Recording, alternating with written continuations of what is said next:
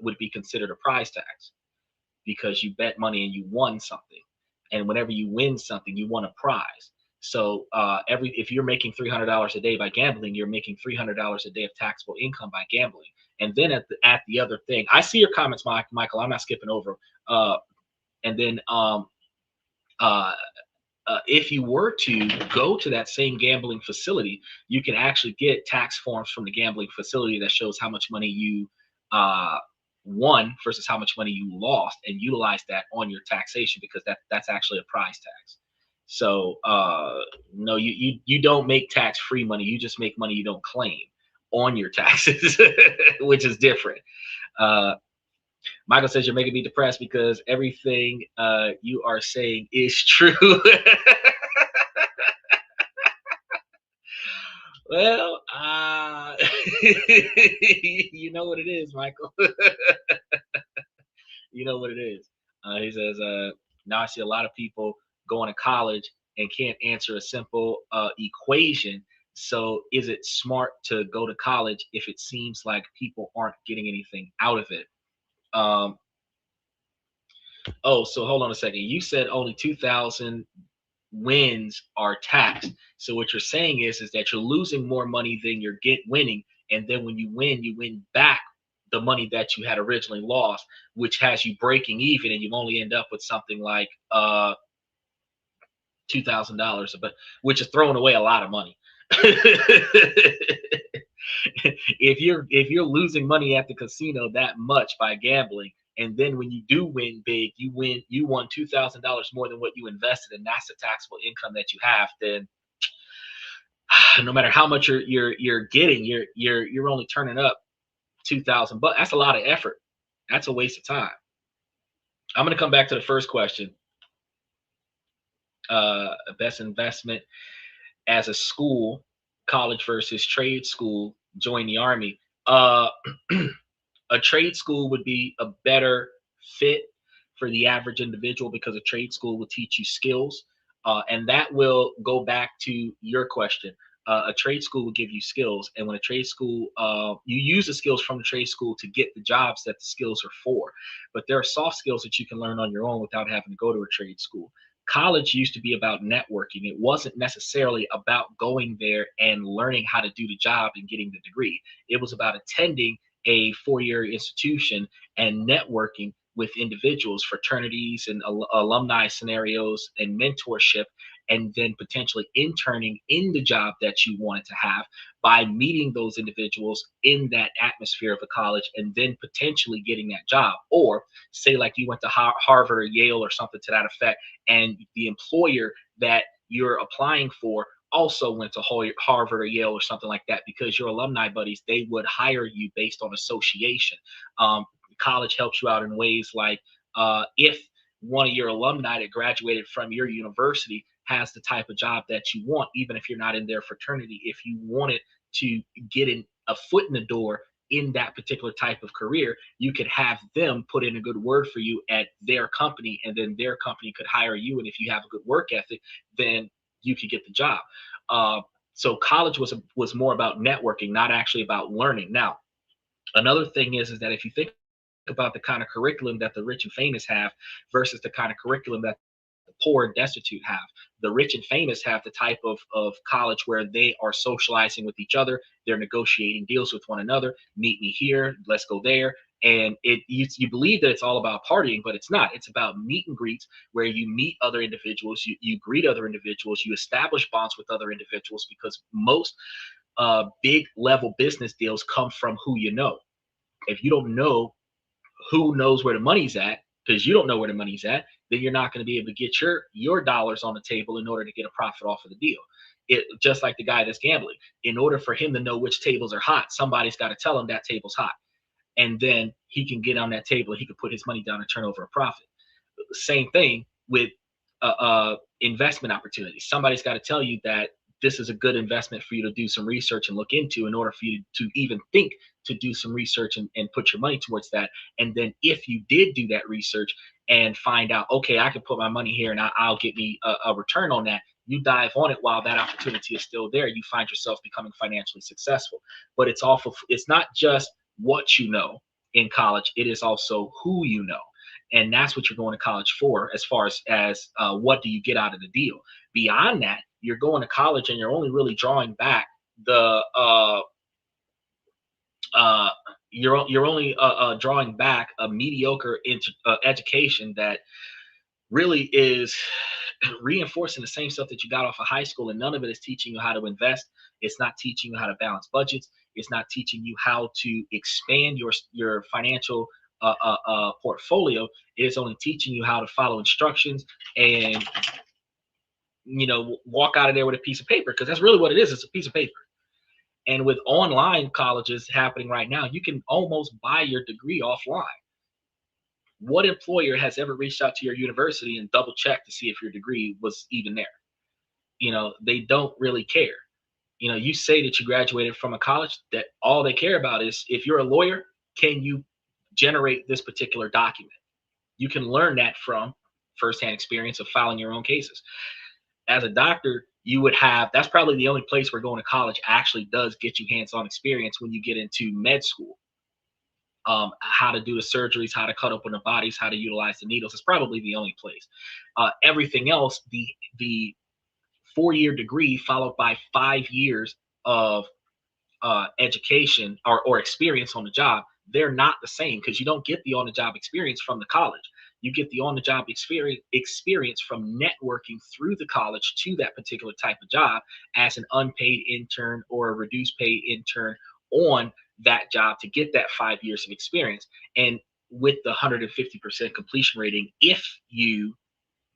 uh, if you do the 150%, that 4-year degree is going to be like 6 to 8 years. And if you started on your first or second year of college interning in the job that you wanted as you went to college for that job, by the time you graduated that job, that the college, from 6 to 8 years, the job you would have had 5 or 6 years or 7 years of experience in. So even if you didn't keep the job that you were working on during college, you will find yourself being able to get another job, because you can reference your first job that you had in college as the years of experience, and then the 4-year degree, and then you've got the job, the second job. But if you think about it, if you go out of high school, go straight to college, only focus on book smarts, don't work, or if you work, you're like flipping burgers at a McDonald's or something, then you graduate from college, and then you say, well, I want to go to an IT department, or I want to go to a law firm, or I want to go to some other place.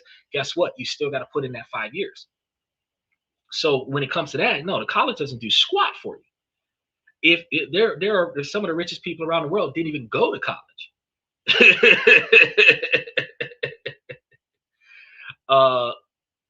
Cameron says, I'm going to the Army 2 years. I'm going to be an Army Ranger medic. And I was just curious on his opinion. Going as an Army Ranger medic you can do that. I'm not going to say don't do it. If you're doing a 2-year service, you're probably going to get yourself a GI Bill. That's going to pay for your ability to go to college. If you're trying to be a medic in the Army, you're probably going to get the field experience from the Army. And then when you come back from the Army, you're going to get the degree after you come back to college, because you still got to get that certification and pass the bar in order to treat people outside of Army experience. So like Michael said, good for you. And then by the time you get out of college, your field experience treating patients on the battlefield plus your degree will give you the legal ability to treat patients in either private practice or work at a local hospital. That again is going to be who you know, because the skills, the what you learned and the skills that you learned from the Army will back you up when you go into med school, which will back you up when you go into the medical field. So I mean, that's a good direction to go. Because if you're going to go from being a field medic in the Army to being a surgeon in private practice, or being a surgeon in a local hospital, I mean, that's a decent paying job. He said, once you get in, sign in to go to Fort Smith, Houston, Texas for advanced medical training. See, now it's based on who you know. So because you came to this podcast, Michael's 71, almost 72 years old. He knows what he's talking about. He's telling you where to go to network yourself into the best possible opportunity to achieve the goals that you're trying to get. And that's what this podcast is all about. It's about helping people get better at what they want to do with their lives. He says, let the Army pay for your doctor's degree. Damn right. That way you let them pay the whole GI Bill. That way you walk out with nothing to pay for, because if they're covering it, then you don't have any bills on the back end. Because I'm going to my cousin is going to be a combat medic. He ships out July 28th and is going there for 19 weeks of AIT school. Okay. Congratulations to both of you. Y'all be careful out there, and when you come back, make sure that you dive into the show. And as long as you got internet while you're sailing out there, make sure that you put us on blast while y'all out there on them ships. That way those guys can learn how to make themselves more successful. Because one of the things that I teach people on this podcast is that your 20-year plan, you're talking about the next 2 years, which is fantastic. Well, what are you going to do 4 years after that? What are you going to do 10 years after that? So your 20-year plan is where you want to stop at. Or hell, if your 20-year plan is where you want to be at in your career, where you still have the capability to stop, but you want to keep going for another 40. You know what I mean? It is always good to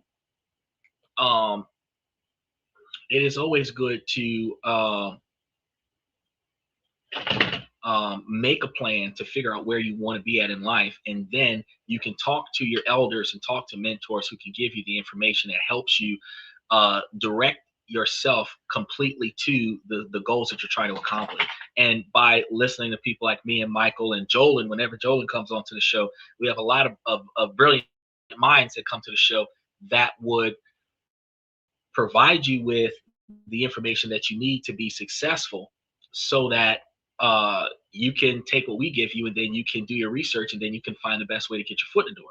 Now, his question is, why do you need to go to college? College is a bottleneck private entity that all big businesses have agreed that you have to have this piece of paper in order to work in this particular type of field. And then college charges you to get that piece of paper. That's really what it is. But can you work without that? In some situations, yes. But going to college to get the piece of paper that you need to go and get the certificate to get to be the surgeon, there's certain criteria that a certain job makes you have. And because that job makes you have that, or they won't hire you, that's where college comes in at. It's not a requirement to do the job. It's just a requirement from it's an arbitrary requirement from the employer that doesn't show your skill set at all. Your college degree does not show how good you are at saving lives. He said, why can't you just study what to do and do it? My dad was a high school dropout, and a couple of years later, he was an IT director leading a team of guys. You don't need to go to college to learn how to do the stuff. The only thing you're going to college for is to get that piece of paper. Now, certain jobs like IT, you can get a certification by taking a test and passing the bar, or getting a certification. Being a lawyer, you don't necessarily have to always go to law school. You have to know enough knowledge to take the test and pass the bar. In order to go into real estate, you don't have to go to college to go to real estate. All you have to do is take the test and pass the bar. You're taking a test to get a certification so that you can get paid to do it in whatever city and state that you're doing it in. A brokerage accountant, you're just taking a test that shows that you know enough knowledge to get that done. So you don't have to go to college to get that, but everybody is taught to go to college to get that. But you go to college and get a lot of historical information about why it's done, not how to do it. And then in your master's degree, you're applying yourself to getting it done, which makes no sense. You're spending hundreds of thousands of dollars to not know shit, and then you're supposed to apply that to a job. Now, here's the funny part before we start getting into our politics for today. A lot of fast food restaurants, the manager has 1 to 3 bachelor's degrees in order to be the manager of the store. So you can go to college and you can get a degree in just about anything you want, and then that will qualify you to be a manager of a fast food restaurant with dropouts that make more money than you. So you can go to college and make far less money than the people who were doing manual labor long before you decided to get that job. You can start in the middle. You don't have to put 15 years in to get the middle position because you got that bachelor's degree, but it doesn't really qualify you for that upper management position. He said, by the way, thank you both, Michael and you, for your help. You're welcome, Cameron. Anytime you stop by and you ask us questions, because that's what we're here for. We're here to help improve people's ability to make decisions. He said, the question is, why spend 12 years in school since everything you need to know can be accomplished by the ninth grade? That's because everything that you are learning throughout first of all, they don't even give you everything by the ninth grade. I got a lot of people that I'm teaching right now that don't know fourth and fifth grade level mathematics, and they're in the 10th and 11th grade. They're the no kid left behind policy ages children out of the last grade level into the next grade level without having the curriculum learned that is required for them to pass to the next grade. So now you have children graduating from high school because of their age, not because of their knowledge level.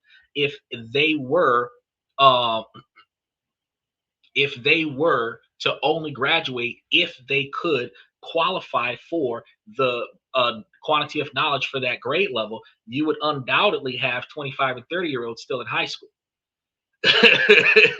Like Cameron said, there's some people that have done 4 to 6 years of college and still don't have the knowledge to answer an equation. But we also come from the same economy that states that C's make presidents. So you don't have to be the smartest tool in the shed to lead the country. You just have to know the right people to get your foot in the door. When you're getting into politics, you can get into politics with a background of student government. You could be a class president. You can be getting into the student government in your local community college. Then you can get into student government in your four-year institution. You can use that background to intern into government politics, local government politics, like the governor or the mayor or something like that, and then work your way up into other where you're working under the governor, you're working under the mayor, and then because you don't piss them off, you use them as a reference to work your way up to Congress.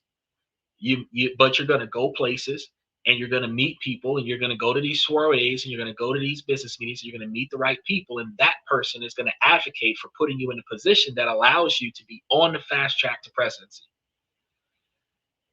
But it's who you know. It's not because you are not going to take a class in college to be one of the 500 people in Congress. The majority of the people in Congress don't even have to go to college to be in Congress. Some of them are second generation, like my father was in this position. Everybody knows my dad. That's why I'm in this position. That's how they are. He said become what is that? Auto dedicat.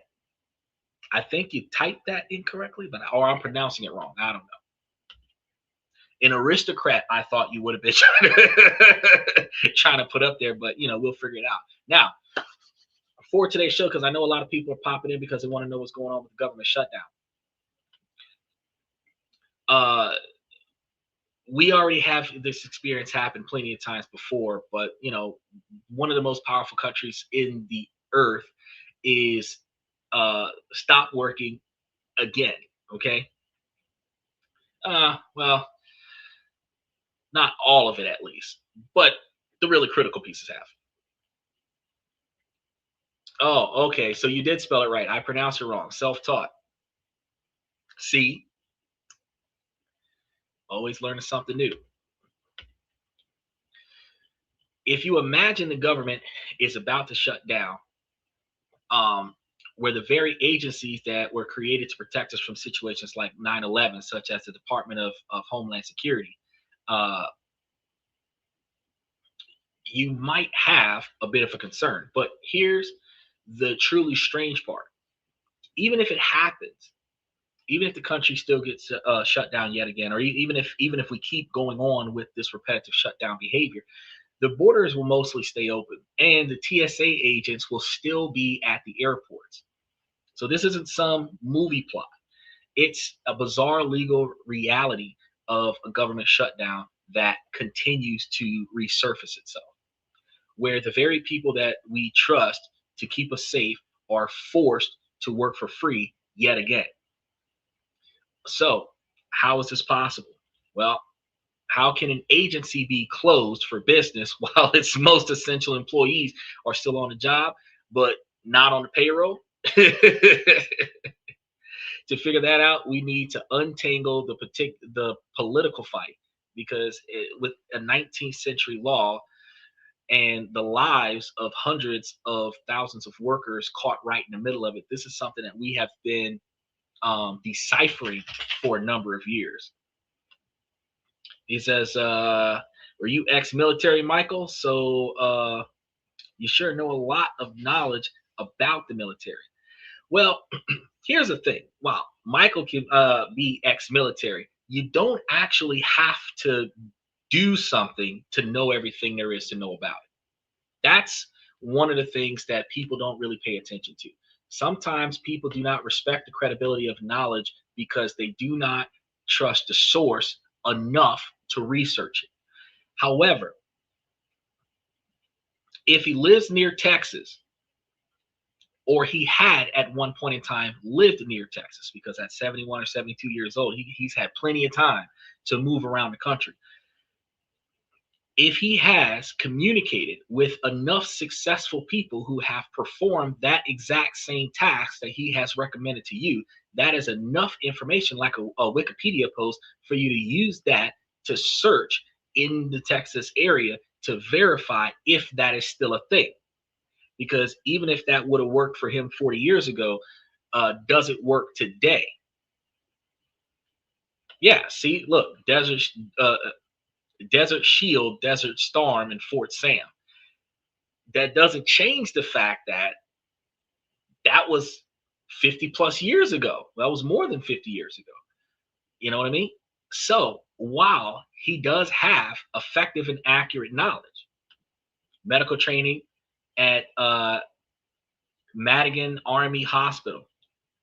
So that does not mean that the quality is going to be the same as it was before. It should be. So since he has firsthand experience, because apparently he's been through the war and he's done the medical training, he can tell you that, go to such and such place and they'll hook you up. You research that place, and if he wanted to give you his information in a DM somewhere where he could reference you, he can make a phone call and somebody knows that you're coming. And then when you go there, they would be expecting you. This is the kind of network scenario that happens on this podcast, and that would happen in a college scenario, where you now know, since that's what you want to do, and he knows where to go, that he can refer you. So it's not so much does he have to be ex-military in order for you to take that knowledge and do research on it? If he is ex-military, who can he refer you to so that you can follow up on his recommendation? And that's one of the things that people have to change in society, because a lot of times you can get good advice from people that you don't really respect them enough to get their advice. And then you have individuals that'll give you bad advice because that's your homeboy, you trust the advice. And we just did a show about that, about not trusting your neighbors and your friends with their advice, that surefire thing. It's a situation where you just got to do your research. But if he knows somebody that's still in the office, or if he knows somebody who used to be in the office, who knows somebody that's in the office, he can make a phone call, and by the end of the week, he could be in contact with somebody who could contact you, or you can contact them and they know that you're coming, so that the meeting can occur, where you don't have to go through all of this orientation stuff to get to the right person.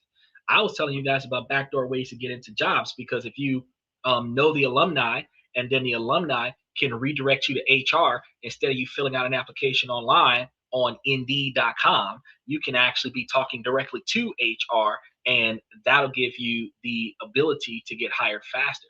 Because I was just curious, because not a lot of people don't know much about the military, and I've studied and talked to a lot of ex-military, so I know a little bit. I was just curious because he seems knowledge. That's all we got going on this show. I try my best to filter out all of the noise. I try to filter out the trolls that come to the podcast, and make sure that the comment section is more purified with positive content and positive information, so that when you come here, you're getting the knowledge that you need to do the things that you want to do, regardless of whatever it is.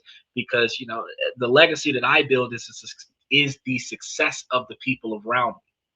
So you achieve your goals because you communicated with somebody on a live podcast where this and that directed you to where you could be successful. That's where my legacy comes from. So while you're on your third year tour, you're like, man, this podcast got me hooked up.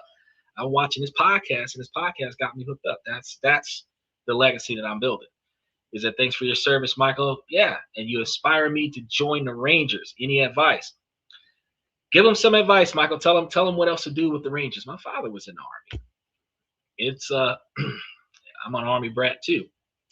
I, of course, have not been in the Army.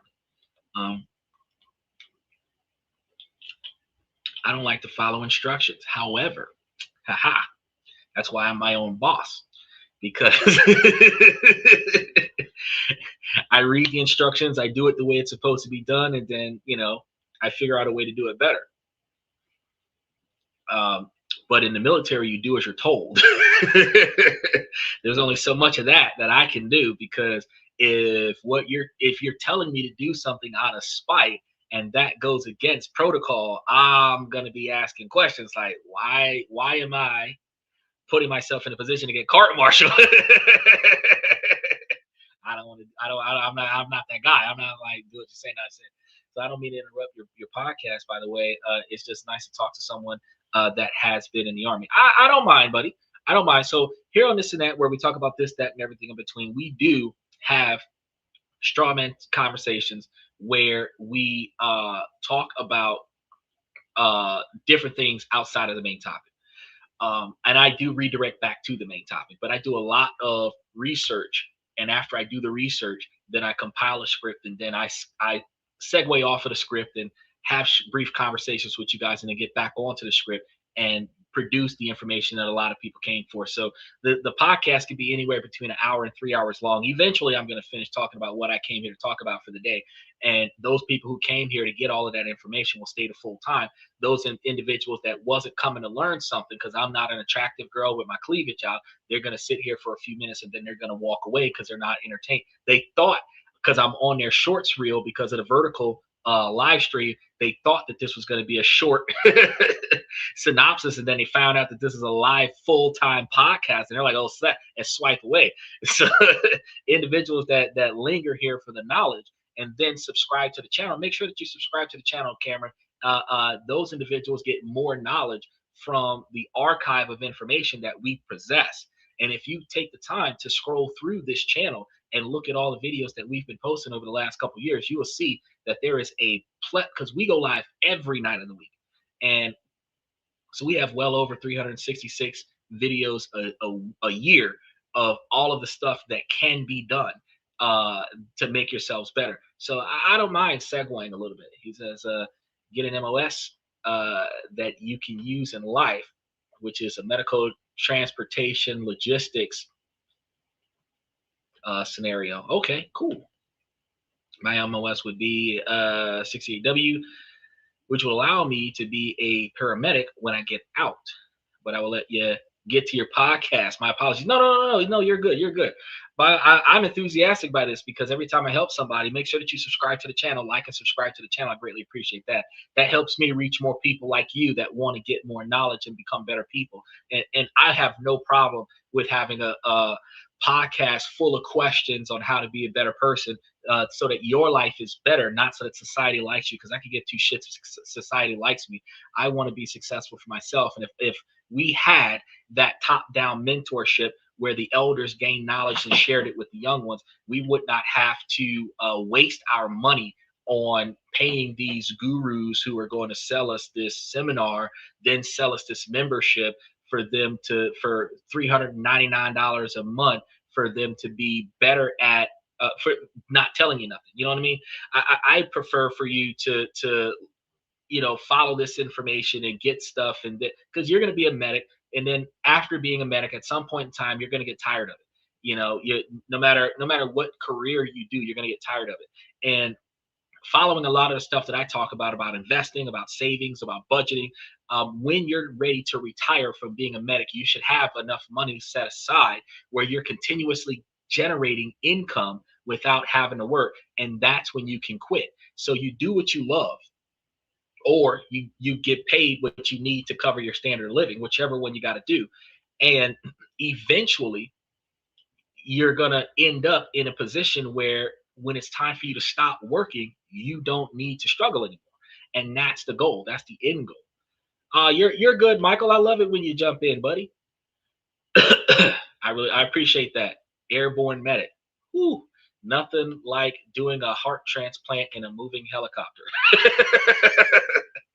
So, before we get to the strange reality of our borders, we need to understand what the government shutdown actually is, because we've talked about this quite a few times before. And in terms of that, we're going to get thrown into a lot of things. But most people do not know how all of this stuff works. So I'm going to touch base on it for a little bit. Simply put, a shutdown happens when Congress fails to pass the laws needed to fund the government. So think of it like a subscription for a federal agency. Congress has to renew that subscription, usually by passing 12 different funding bills for the fiscal year, which was supposed to start on October 1st, and they shit the bed on that one. So when they can't agree on those bills, maybe they're fighting over spending or specific policies, that deadline is going to pass and the subscription lapses. The same way if you don't pay your Netflix by the end of the billing cycle, it cuts off your Netflix. It's the exact same thing. This is going to be called a funding gap. So you might think the government would just keep running on a good faith scenario, but a very old and strict law says no to that. The result isn't a total halt of everything. Instead, it starts a weird shorting process, separating government work into essentials and non-essentials. He said, I'm heading out, y'all. Thank you both again. I hope to see y'all next live stream. Oh, yes, sir. I'll see you. We're here every night of the week. Tomorrow, we're going to be talking about a lot of different things about making some money, so you can always dive in. If you do nothing other than give a shout out in passing, hey, drop in whenever you can. I greatly appreciate that. What is that? I don't know. Okay, so lately, this has become a targeted affair because as of early February 2026, for example, Congress has already funded most of the government through the end of September 30th of 2026, and agencies covering defense, education, and health are safe for now. But one department was left on the short list, which is the Department of Homeland Security, or DHS. After a brief partial shutdown that began on January 31st, because they didn't agree to everything by the end of business day, Congress passed a short-term funding bill called a continuing resolution, or CR. The CR is just a temporary patch to keep the DHS running until February 13th while negotiations continues. The current fight is over demands for reforms for the Immigration and Customs Enforcement, ICE, who are murdering American citizens on the streets. I just want to throw out real quick, just for those individuals who think that Democrats are idiots, I just want to throw it out there for y'all real quick that as much as I am a Second Amendment fan, and I disagree with Democratic policies related to Second Amendment rights, they're not as dumb as you think they are, because right now the Democratic Party is fighting the Republican Party to have more stricter regulations on the Department of ICE so that they're not murdering people in the streets. The same way the Democrats were the ones that put the body cameras on the police officers so that they weren't murdering people in the streets. The same way they reinforce the public that you have the constitutional right to record government agents in active production, so for not only for your safety but also for their performance, so that you can utilize that video footage to show the judge and show supervisors and higher level individuals in police departments that certain officers in the line of duty did not perform to the magnitude of their police report. Yeah, that is all Democrat stuff. So when a lot of people don't like some of the things that Democrats do, uh, the food stamps for poor people is out there from the Democrats. The veterans benefits are being reinforced by the Republicans, was put there by the Democrats. The Social Security that's being reinforced by the Republicans was put there by the Democrats. The health care for the lower income individuals was put there by the Democrats. When you can't afford private insurance at $800 a month, the cheaper insurance policies is part of that Obamacare plan that nobody likes, but you benefit from because you can't afford $800 a month premiums. A lot of the stuff that is put in place for the people who make less than 100,000 a year, that's there from the Democrats. So they're not really as dumb as you need both sides. You need Democrats and Republicans, because if you only have one side, a lot of policies will not make sense. Um, but I don't agree with either side 100%. So I just want to make sure that you understand that I only pay attention to the ones that benefit me. He said, "What's the head of the Democratic? Who's the head of the Democratic Party?" I don't know. I don't know. And the reason why I don't know is because the head of the Democratic Party does not sign my benefits. I make money off of the way I invest. The only person that I know right now that negatively impacts my ability to make money is the person who's writing the bills on taxation and IRS, and that's Donald Trump. That's when he changed the taxation rules. That's the only thing that impacted me. So so we got to pay attention to that. So we have Democrats in Congress that are pushing for change, like requiring those agents to wear body cameras, banning masks. That's going to be another thing, because ICE agents have been going around with the full on gorilla fit mask, so you cannot ID them. They're banning masks, so that means that the ICE agents that you catch on video behaving the way they behave, you can turn that video in, and then their commanding officer can detain them and discipline them for their actions, even if you can't get their because they don't have a badge number. They don't even, some of them don't even have names on their uniforms. They're just in military gear with masks on. So it's just a guy with like ice on the back of his shirt or something like on that's it. That's all you know about, right? So they're banning the masks, and then they're going to be changing rules for entering private property, which is going to prevent them from just knocking down doors and running in there and kidnapping people in the middle of the night, kind of thing. They're gonna start treating them almost like bounty hunters, with like having that requirement for a warrant, the uh, effort to specifically go to specific addresses and collect specific people. These things are going to be more important for the reduction of the riots, because snatching the wrong person off the street is going to have everybody in the neighborhood trying to prevent everybody else from being kidnapped. You know what I mean? He said, banning masks, then rioters should also not wear masks then too. Well,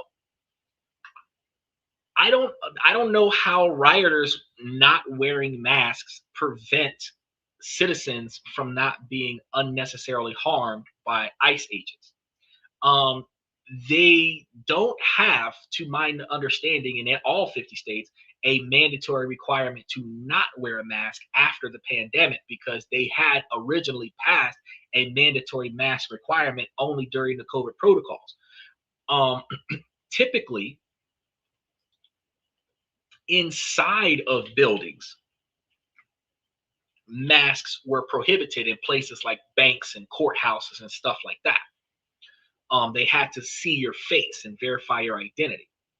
Um, However, in the street, walking from one place to another or standing on a corner somewhere, there is no law that requires you to not wear a mask. So I don't know if making that a law is going to do anything, especially in cold climates, because Minnesota is not that warm. I can I can see you saying there's no reason to wear that mask if you were in Florida or Texas or something like that. But if you're in like Maine or New York or Minnesota or Michigan or North or South Dakota, it's fucking snowing out there. You should have a full on mask with goggles on, and you don't know the person to the left from the person from the right because it's cold outside.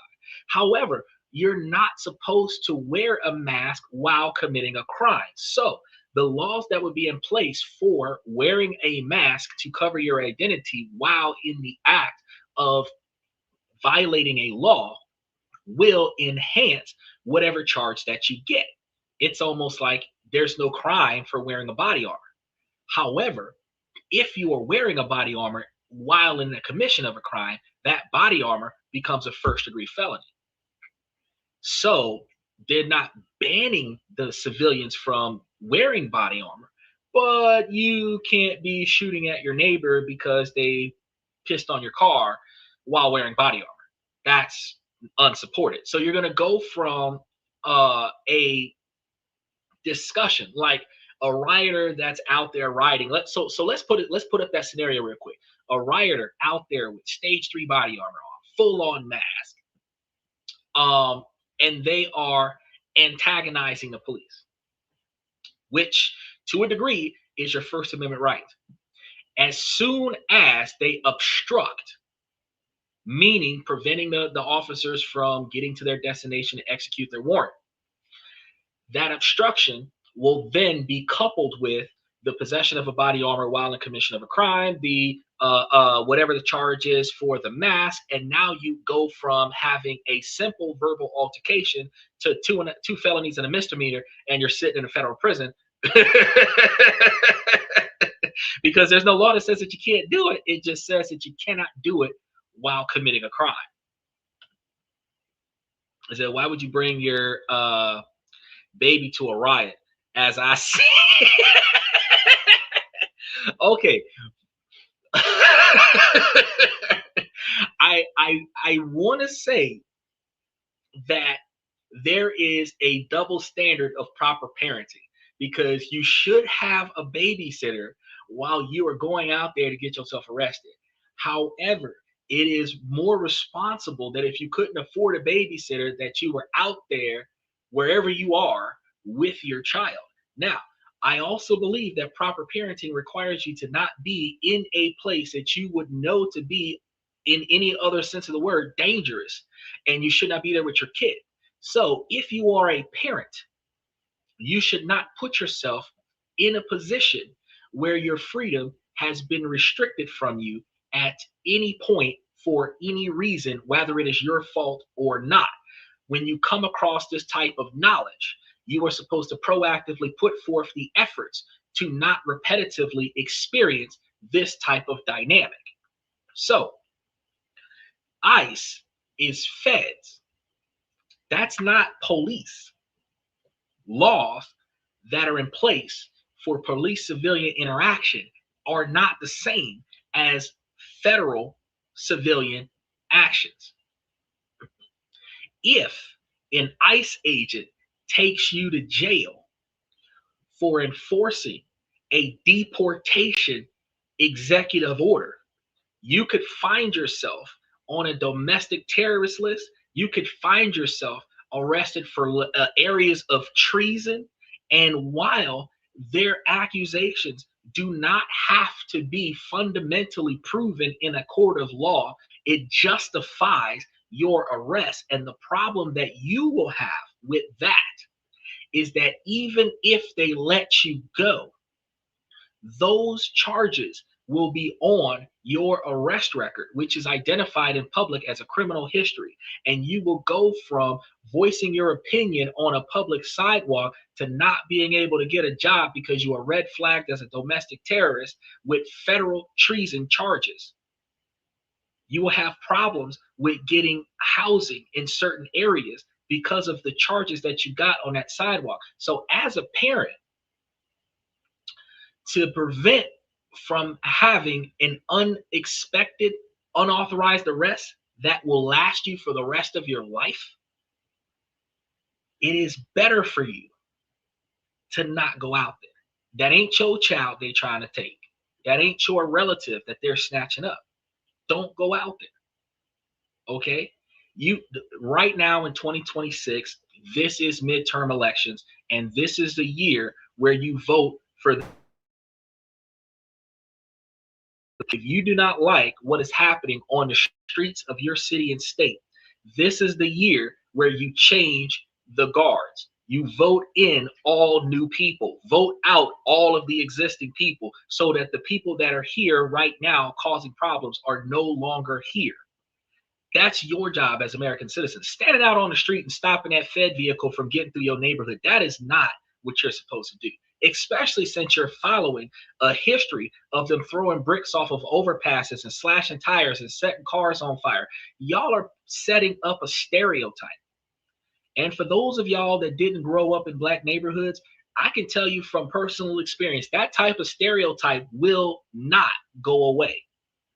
Every time a few hundred people show up, they're going to assume that you are the same violent group of people that set up cars on fire, that have almost killed federal agents, that have injured and hurt federal agents in the line of duty, and they're going to act with extreme violence in advance retaliation to historical events. And that's not what you want to be a part of. You want to break that stereotype, and when you see a mob forming, you need to leave. At best, call the paramedics. Call the paramedics. Get some fire engines out there. Get, you know what I mean? Call the press. Get Fox and NBC out there. Get CNN to show up. But being out there with your baby, that is not a smart move. That smart person would have stayed home. Even black people are smart enough to stay home. Well, not all of them, because didn't they arrest that little black boy? That was one of the first ones that had got detained. He got arrested. They held him for 3 days and then they let him go. I think that's when the riots started getting bad, was because they had picked up this one little black boy off the street. And I don't know why. I don't know if because usually what happens with officers and agents of the law, the people that are responsible for enforcing the law and civilian encounter, is that they believe that they are supposed to be respected the way they're respected in the military. Yes, sir, no, sir. And if they ever get a fuck you from somebody, oh no, you can't talk to me like that. I am going to show you because I have the authority from the president. And that's when you can't tell me what to do leads you to being in Guantanamo Bay for 6 weeks. That's not the law. That's not what they're supposed to do, and that's not how they're supposed to behave. But that's how they respond. That if you defy their instructions, even though the law says you can be 20 feet away from an arrest, they want you to be 100 feet so that they have enough time to shoot you before you run up on them and stop them from beating somebody to death the way they killed that man who allegedly had a gun. But truth is that you could be 20 feet away and when you think about how far is 20 feet away, the average living room is about 10 yards, which is about 30 feet. So uncomfortably close. If you've got two people in your house right now and one person stands on one side of the room and the other person stands on the other side of the room, that's more than 20 feet away.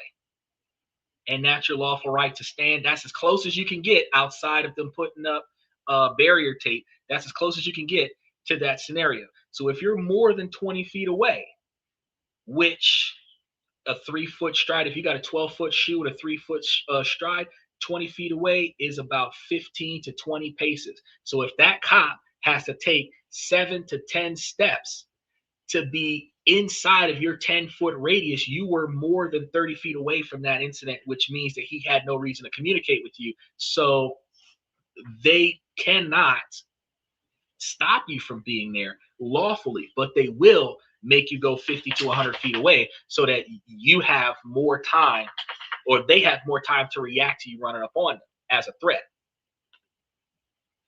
He says 20 feet can be there in less than a second. I know, but that's the law, though. The law says that the indication of observing government agents in the practice of their duties is 20 feet. And in some states, it's 10 feet.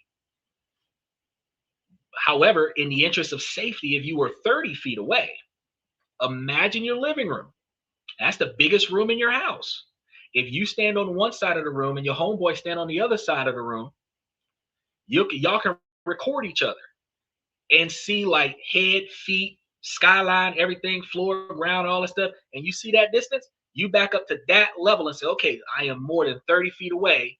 And by law, I am not interfering. So my verbal communication does not prevent you from performing your job duties. I'm just observing as a member of the press. You don't require an official press pass these days. With everybody having a social media podcast, you don't necessarily have to have a press license to sit there and document ICE agents on the street, um, who are in the act of arresting Americans when their job is to only arrest non-Americans. And that job is only to extend to individuals that stop them from arresting non-Americans. However, protesters have the right to protest. Now, there's a conflict of interest there because your protest is not supposed to block their ability to get to the non-American, because that is obstruction. And that's where you throwing projectiles, cans, snowballs, whatever it is, turns into attempted assault on officers and leads to all kinds of criminal charges because they're federal agents trying to go and get a non-American. So you got to think about all of what you can do and all of what you can't do. You know, screaming obscenities from the side of the road or blaring fire horns and all this other stuff on the side of the road, and but letting them pass, that's fine. However, the smartest thing you could do is when you see 12 vehicles, dark tent, no identification marks on them, with red and blue lights on them, traveling up the road in a convoy, take your ass inside, lock the doors, close the blinds, turn off the lights, grab all your guns, and really stand guard inside your house. That is the smartest thing for you to do. and do not move until the vehicles have verified to have left your vicinity. I've said it on the show plenty of times. It should be a ghost town. It should be. It ain't, but it should be. But I mean, it really depends. It depends on what you're willing to put yourself through.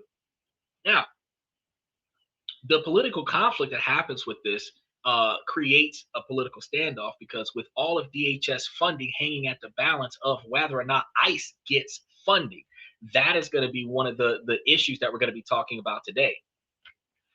So if this Saturday, February 13th, is the deadline, which means that if it ain't done by Friday, is it Saturday? I believe it's Saturday. No, Friday. So Friday the 13th. Ooh, that's an unlucky number. So if by the end of business day, Friday, February 13th, we do not have a budget, it will hit a no deal scenario where only DHS would either a partial shutdown occur or funding will happen where DHS gets their money. Now, this isolates the fight because the rest of the budget has been approved. Everything else has been approved. Your food stamps has been approved. Your WIC has been approved. Your veterans benefits, everything has been approved. Your Medicaid and Medicare, all of that stuff is good right now. Your prescription drugs, everything is good. Your Section 8 vouchers, all of that stuff has been passed. The only thing that hasn't been passed is the Department of Homeland Security. But it also focuses on all 240 plus employees, and that's a lot of pain, of one of our most critical agencies. Social Security checks are still going out and Medicare will continue, but the department's responsible for everything from airport screening to maritime rescue would see its funding disappear overnight. And that brings us to the main question. How can an agency tasked with protecting human life be legally ordered to stop most of its work while forcing other parts to keep working for free? And the answer is a law that's older than the light bulb. The strange logic, and we've never talked about this on the show before, this strange logic of government shutdown all comes down to a law from 1888. It is the Anti-Deficiency Act.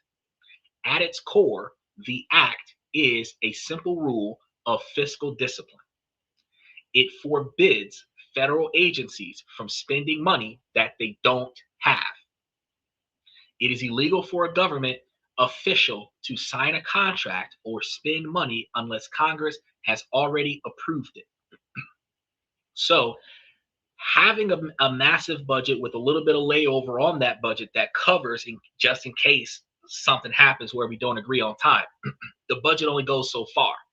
After the money is gone and there's no money left, that's where the gap happens and services stop, because until the money starts coming back in, there isn't any money there to pay the bill.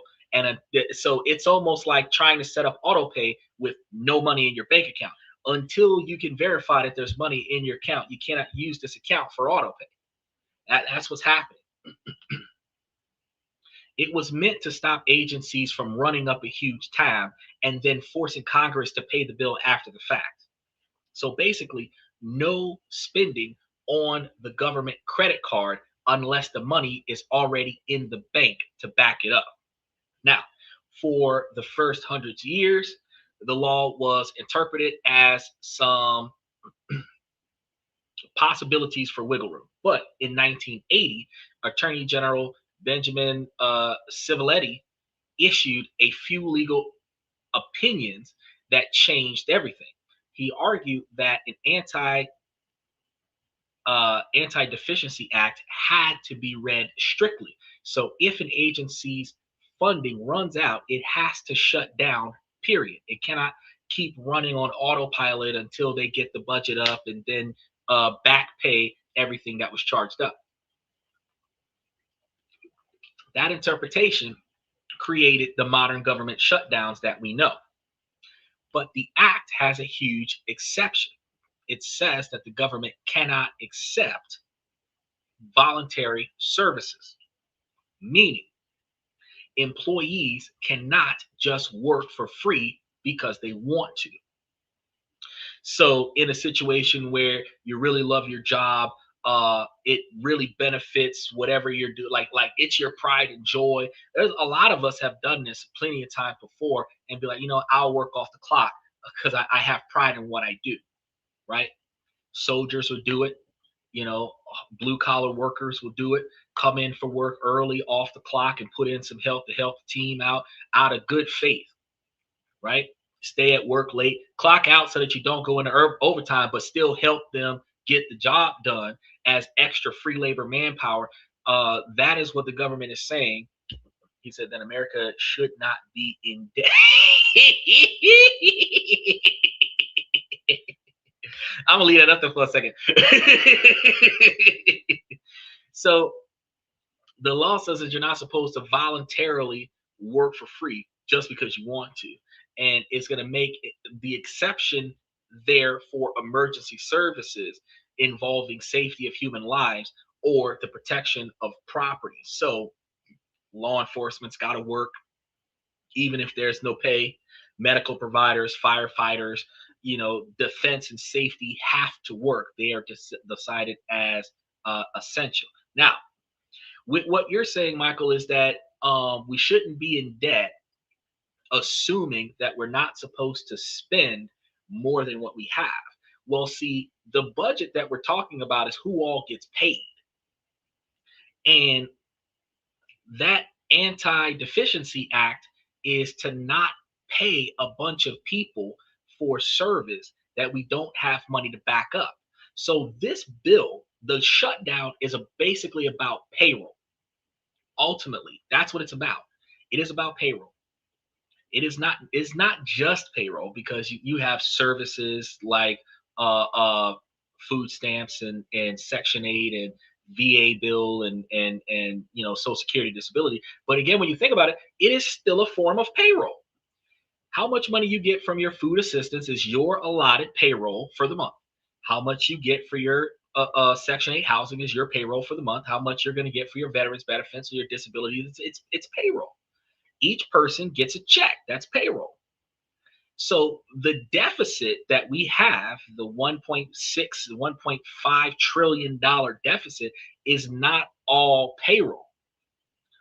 We have construction that is part of our deficit.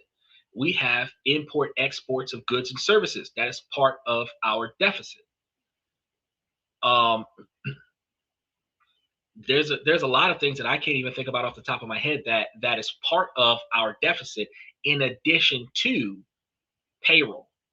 Research and development for the military bill is one of the biggest things, because think about the $600 billion that Donald Trump is putting towards the construction of the wall, out the wall and the golden dome of America that he's building, right? All of those satellites in the sky.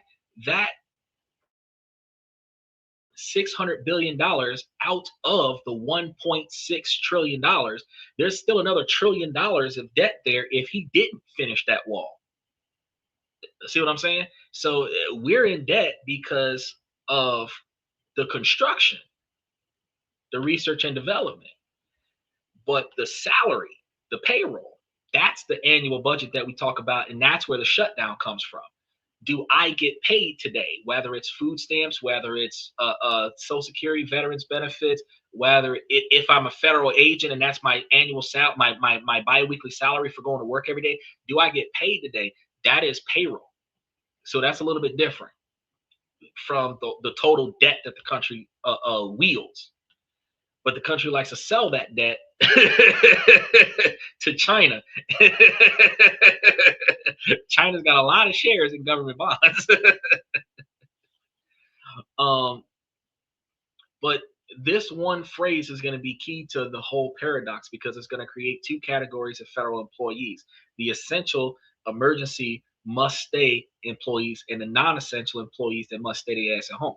So during a shutdown, essentials doesn't mean more important than anybody else. It just means that your job is legally required to protect human life and property. And that means that you've got to be here whether you want to or not. So these employees are going to be called accepted or expected to be functioning from the shutdown, right? They aren't volunteering. They are legally required to come to work. And even though they're not getting paid, there's no money involved, they're going to probably get reimbursed after the fact, but they have to go to work regardless. So when a shutdown looms, every agency follows its contingency plan. And these plans list every job and sort them into categories. Category 1 is going to be those expected or essential staff members. And for DHS, this is going to include almost all of the frontline workers: TSA officers at the airports, customs and border protection officers at the ports of entry, border patrol agents, Coast Guard crews, and the Secret Service. And in the past shutdowns, this has been nearly 3/4 of the entire DHS workforce. In category 2, yeah, forced servitude. That's exactly, it's mandatory, government approved, constitutionally enforced forced servitude. And I love the way you use the political correct term of forced servitude, because some individuals would have jumped up and said, that's slavery. I mean, so is internship, unpaid internships, and community service works, and volunteered services. I mean, you have the difference between forced servitude and voluntary servitude in both unpaid fashions. Yeah. Now, here's the funny part, though. A lot of jobs have that PTO time. Now, if you're the kind of person that stacks up on your PTO time and you keep it closer to the max, you're the kind of person that the first 2 weeks of the shutdown, as a non-essential person, you could cash in your PTO time and get your one more check. and not have to worry about it. You know what I mean? Cash in your PTO time for that 2 weeks and one more check. Cash in your vacation time during the shutdown and one more check. And then you'd be good to go. But everybody else, you kind of just stuck.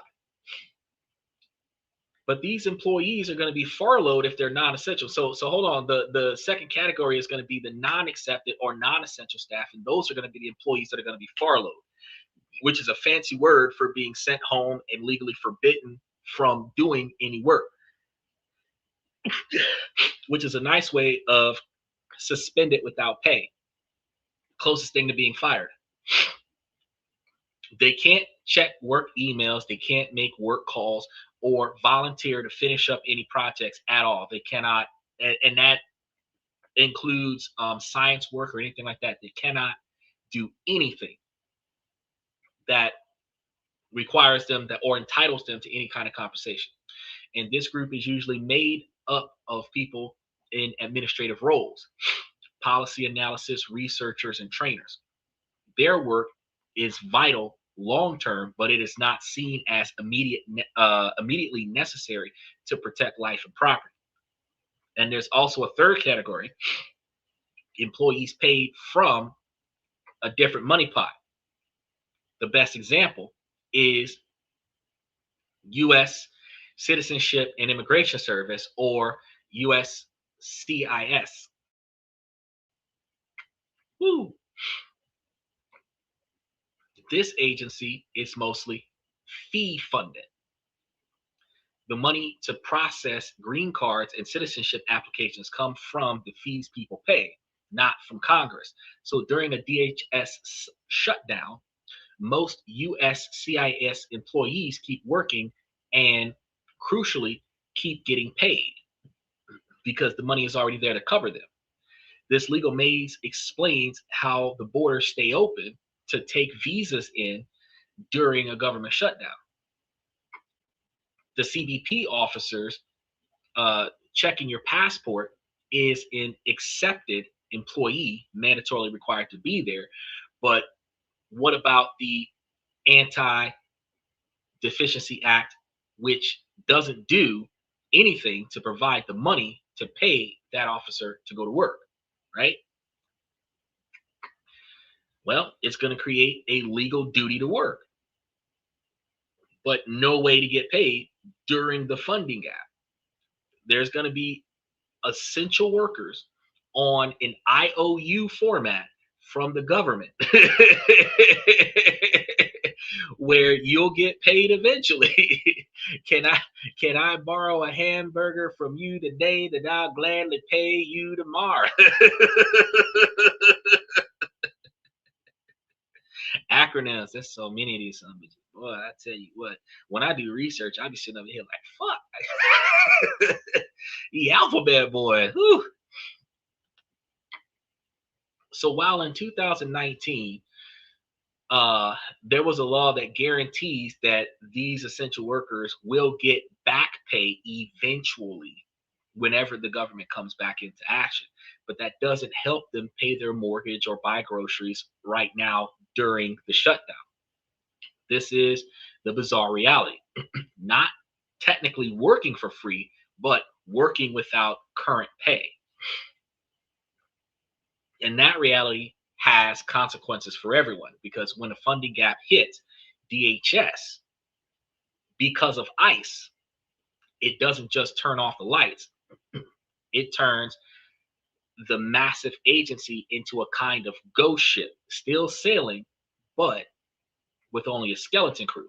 And the department's own contingency plans give us a clear blueprint of who stays and who goes. Now, this is wild and crazy, because as I get through this, you'll come to find that there was a budget set aside by Donald Trump from the big beautiful bill that pays ICE specifically for the deportation efforts. That budget still exists through the shutdown. It is not part of the shutdown. So they can still operate even if DHS shuts down, even though the ICE budget is in that discussion. The ICE department has advanced funding, so they're not going to stop working during the shutdown.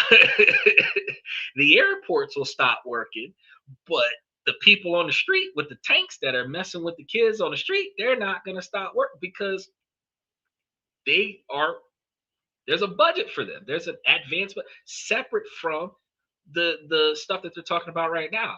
Now, in 2 or 3 years, yeah, ICE will be included in, but if the big beautiful bill gave them 12 months of funding for deportation starting in August of last year that's supposed to run through September of this year, ICE is not going to be negatively impacted by funding until September of this year. So if the government shuts down to prevent future funding after the budget runs out in Q3 of 2026, then TSA agents in February of 2026 doesn't get paid, but ICE agents get paid in March of 2026. That's a conflict of interest because budgets are coming from different places. That's that funding from other sources thing that we were just talking about. But when we start separating these, let's start with the most viable ones. The Transportation Security Administration, TSA. Those TSA screens are going to be about 2.5 million passengers on average every day, and that mission is considered essential. So the screeners that you see at every airport checkout are expected to be there even if they're not getting paid. So after Friday, if you were not being nice to the people who check your bags in and scan your ID and walk you through that metal detector to get you to the airplane area where you got to sit, you need to be nice to them after Friday. If you're not nice to them before Friday, they should get so much thank you for your service Saturday, Sunday, Monday, Tuesday, and still they get their damn paycheck. Thank you for your service. You should give it to them every time you go to the airport. Thank you for your service. Like really tell them thank you because you can't buy them shit because most of it's going to get confiscated on your way to the plane. But you at least let these people know that you appreciate the fact that they are forced against their will to show up for work even though they're not going to get a paycheck. And just in October they didn't get a paycheck for almost 8 weeks. So thank them come Saturday when this shit's still shut down. Thank them for still coming to work every day so that you can get on your airplane every day on time so that you can keep paying your bills. Because a lot of them folks, as Cameron had asked earlier today about going to college, a lot of them TSA agents did not go to college to be sitting there scanning your luggage. There is no radiology degree that you need to look at a computer that is x-raying a bag. A high school dropout could have got them jobs. So them essential workers who might actually have student debt, who can't pay for their student loans because they stopped getting paid by the feds, thank them for going to work every day. I just want a public service announcement, okay? Because they have to show up. Their supervisors have to show up, but their paychecks are going to stop. And while their front lines are going to be staffed, their support systems behind the scenes are going to fall apart. Training for new screeners is going to halt, and the rollout of new security techs can be delayed. The checkpoint is going to be open, but the agency's ability to improve is going to be frozen. Next up is going to be customs and border protection, which includes Border Patrol and the officers at official ports of entry. Their jobs are law enforcement and counterterrorism, so they are overwhelmingly accepted. The agents on the southern border and the officers expecting cargo and the passengers all keep working without pay, and that's more than 19,000 Border Patrol agents and 25,000 officers working unpaid. The flow of people and goods continues, but the workforce securing it is thrown into a financial chaos. So you worrying about how you're going to pay your mortgage while you making sure that this ain't cocaine in this flour bag. You know what I'm saying? Distractions.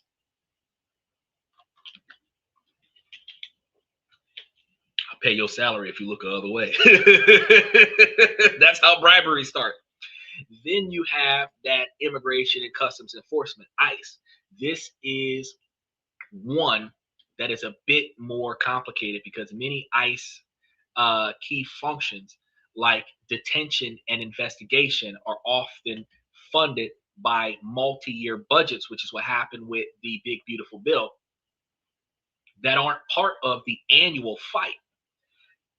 Because of this, many ICE employees would not only keep working during the DHS shutdown, but they're also going to keep getting paid. Some of them, up until they actually started addressing that, would be getting a $40,000 bonus on top of their regular salary every year. So those of you that are working on a job that's paying you $40,000 to $45,000 for a full year of work, $55,000 for overtime for a full year of work, ICE agents are getting a $40,000 bonus. Your whole annual salary, they're getting that as a bonus on top of their annual salary. That's like double pay. What kind of, I don't even know, Michael, how much does the annual salary for an ICE agent turn out to be? Because I didn't even look that up. But when I found that out, I was like, what the hell? They're getting a $40,000 budget. That better be a $250,000 salary. But they were talking about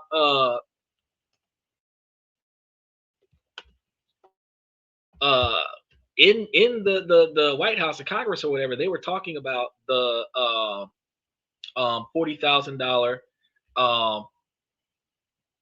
um bonus, and I was like, what? Look, then my screen froze. Hold on, let me do this the other way. Let me minimize that and then do this the other way.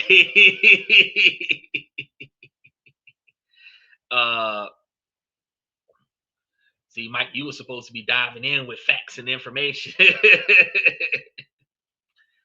So what is the average salary for an ICE agent? I just want to cover that real quick when we start talking about how they're getting that $40,000 bonus. All right, so check this out. As of February 2026, the average annual salary for an Immigration and Customs Enforcement agent in the United States is approximately $62,702 a year, which is $30.15 an hour. And salaries are typically ranging from $49,000 to over $82,000 based on experience, location, and seniority, with federal pay scales GL7 to GS13 for entry-level agents, starting at around $48,372 to $77,210. Now, with that knowledge, they are starting off at as low as $49,000, getting a $40,000 bonus. That is double pay. And on those areas where they're getting 82, because every agent is getting it, not just some, every agent is getting it. And then you're looking at 82,000, and they're going to get another 40,000. That's 1/3 of their, or 50% of their income is going to be added. So they're going to get a 30% increase on their pay. That's crazy. What job has most of you that's watching the show right now? What job have you worked on recently where you went from making your $15, $20, $30 an hour to making double that without having to put in overtime? Like, when has your boss ever gave you an annual salary of twice as much as what you signed on for? I ain't talking about a dollar raise, because if you're looking at $49,000, you're looking at, because these guys on average are getting anywhere between $18 and $30 an hour, and they're getting double pay. So now they're going to start getting with that bonus an average of like $60 an hour. That's crazy. And that's a multi-year projection for the ICE agents. So when I heard that, I was like, whoa, fuck that. They should not be mad on the streets, murdering people in the streets if they're making double pay Michael was trying to make that excuse. The last time we talked about this, talk about some hazard pay, and I'm like, fuck hazard pay. Hazard pay is when your life is in danger. What danger was your life in when there was 6-on-1, when they was beating that boy to death until the gun came out? The alleged gun came out, because I didn't see a gun. People say there was a gun, but I didn't see a gun. I heard a shot, and then I heard a bunch of more shots, but I didn't see the gun come out when I was watching that video. Yeah, I pay attention, y'all. I pay attention. So this is going to create a weird situation where the CBP agents and the ICE agents could be working on similar missions, but one is getting a paycheck and the other isn't. Probably the CBP agents, pissed off, start acting ridiculous with the public, and then the ICE agents who are getting paid to be there, calm, cool, and collective, are able to draw down and start taking shots, because that's what they do. They suppress hostile entities. They don't, and when I say suppress, they're not calm down, ladies and gentlemen, let's talk about this. They are bow bow bow bow bow. Sit down. They're hitting you like state property. Get down or lay down. Anybody who watched State Property with Beans, you know what I'm talking about. You get down or lay down.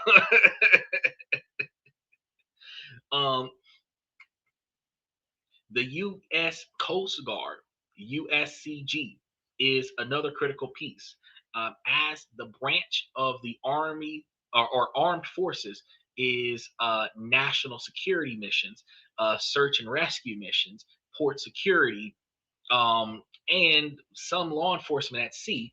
They are expected to be at work on a regular basis. So the cutters stay at sea, and the helicopters are ready to fly.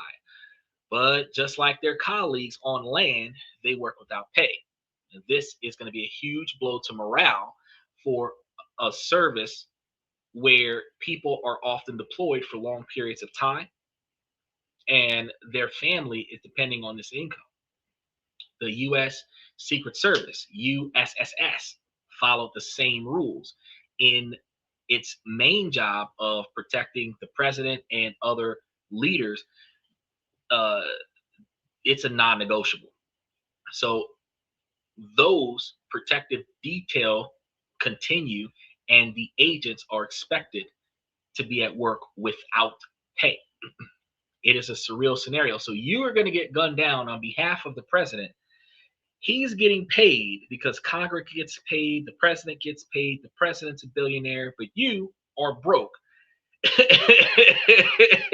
And you will get shot up for him. And if you're still alive after the fact, you will get reimbursed, hopefully, on an eventual standard. That is the scenario. Okay? Because these people are guarding the nation's leaders and are also worrying about how many of them are going to be capable of making their next car payment, paying for child support, whatever else they got going on. Now, the Federal Emergency Management Agency, or FEMA, which nobody likes FEMA until like a national disaster comes through, they have a split personality in the shutdown, because immediate disaster response is funded by a separate disaster relief fund. So FEMA can still respond to new emergencies like hurricanes or floods or some shit like that. But their other functions grind to a halt. Payments for long-term recovery projects from past disasters are going to stop. The national flood insurance programs might not be able to issue new policies. So while FEMA can handle in immediate crisis, its ability to help communities rebuild after the crisis is severely limited. The Cybersecurity and Infrastructure Security Agencies, CISA, is our nation's shield against digital threats. Its core job, monitoring for cyber attacks and responding to them. This is considered essential. The analysts tracking foreign threats are accepted, but all of CISA's proactive work gets paused. Whatever projects that they were working on, can't do it anymore. Training sessions with local governments are canceled, and risk assessments are postponed. The part of CISA that builds long-term cyber fence goes dark, leaving only the emergency response team active. And finally, as we mentioned, U.S. Citizenship and Immigration Services, USCIS, is the big exception. Since it is funded by fees, it's going to operate almost normally. So people can still file for green cards and citizenship, and those applications get processed. The e-verify system that employers use also stays online. And I want to talk about that real quick before we go any further, because since you can still file for your visa, since you can still file for your citizenship, even though your behind is overdue, you have capabilities to set up citizenship documents during the government shutdown. Now, there is some requirements for some people to get their ass kicked out of the country, but you can try to find ways getting an immigration lawyer and all of these other things where paperwork could be put up on your behalf to not get deported, right? Because they actually still have legal cases right now that are preventing people from getting deported if you're getting your citizenship, if you're trying to get your citizenship, right? But if you forgot to do your paperwork in America, when they tell you to get out, you get out and you can't come back for 10 years, which is a lot different than other countries where you just have to leave, do the paperwork, and then come back. The easiest one that I've heard of is the Philippines, where if it's a rollover situation. So if you're about to expire, if you start doing the paperwork before it expires, you can get approved before it expires, and it just rolls over to another 3, 6, 9, 12 months. You don't have to worry about leaving and have extended stay, but you have to get your paperwork done early. So it's not like Americans who have vehicle registration and your registration can lapse and you don't do anything about it for a little bit, where laws exist now that a month or two after your registration lapses that you don't have to worry about. Either the vehicle registration or your driver's license, where you don't have to rush down to the DMV and get it done. You can get it done eventually. That it doesn't work that way with citizenship.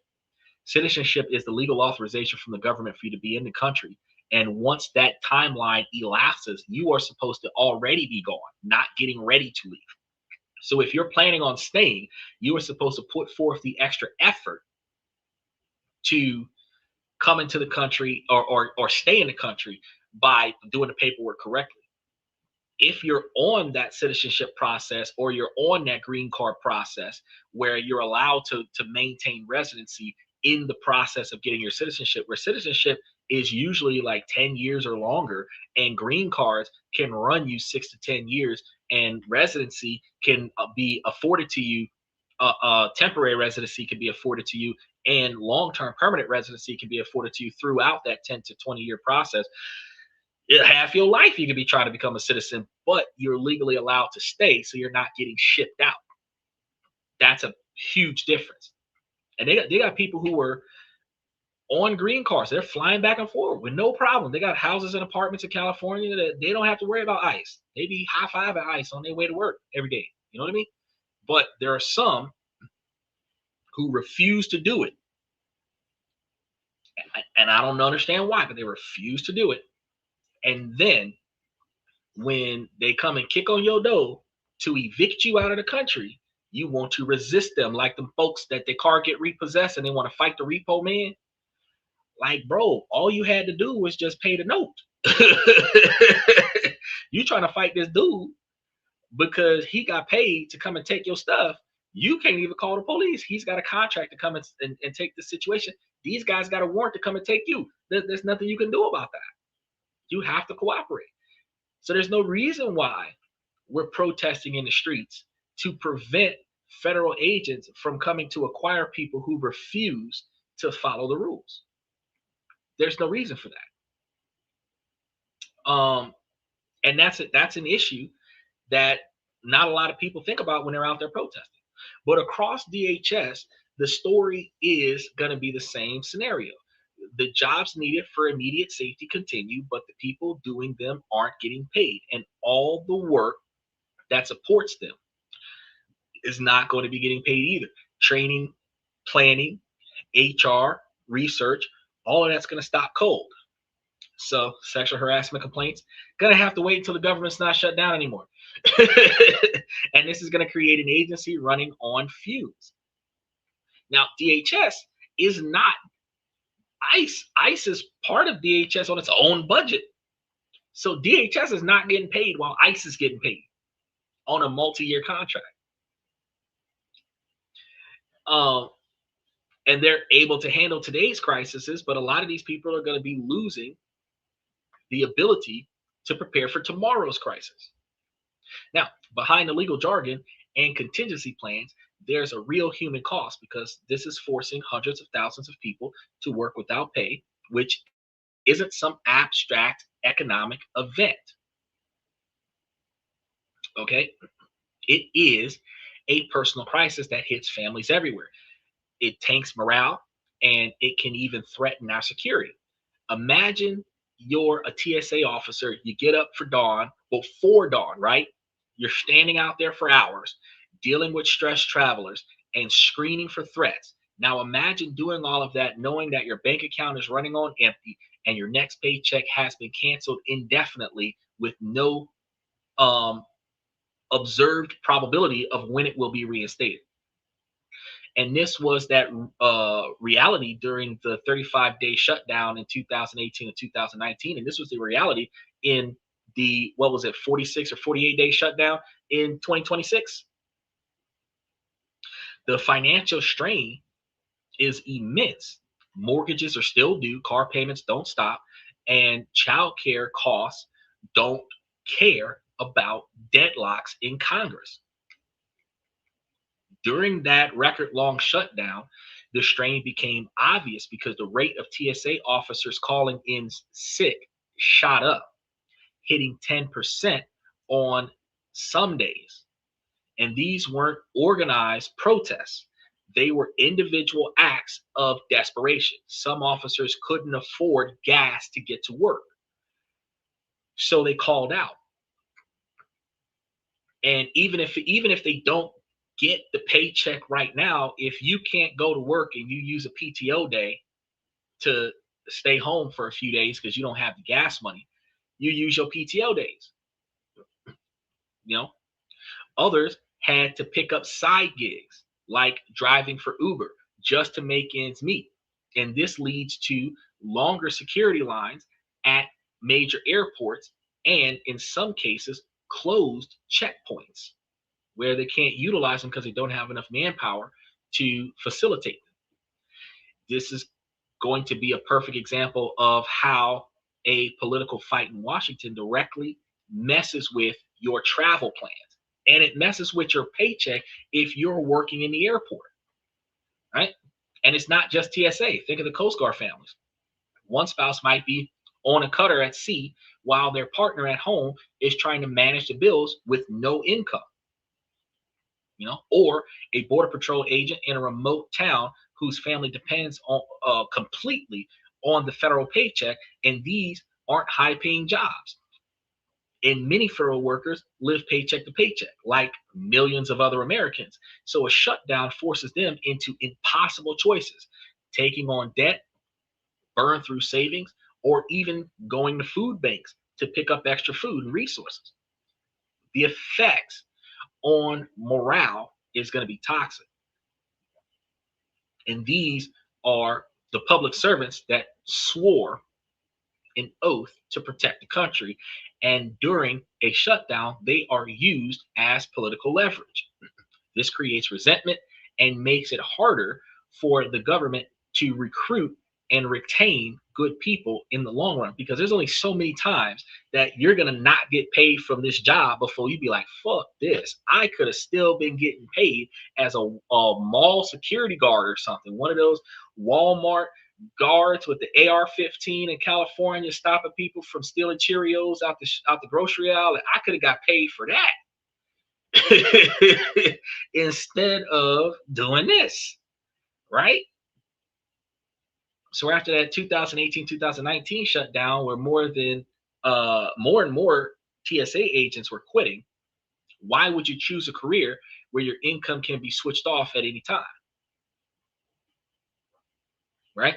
The non-essential employees sent home face their own struggles because they're left in limbo, unsure when they'll be called back to work.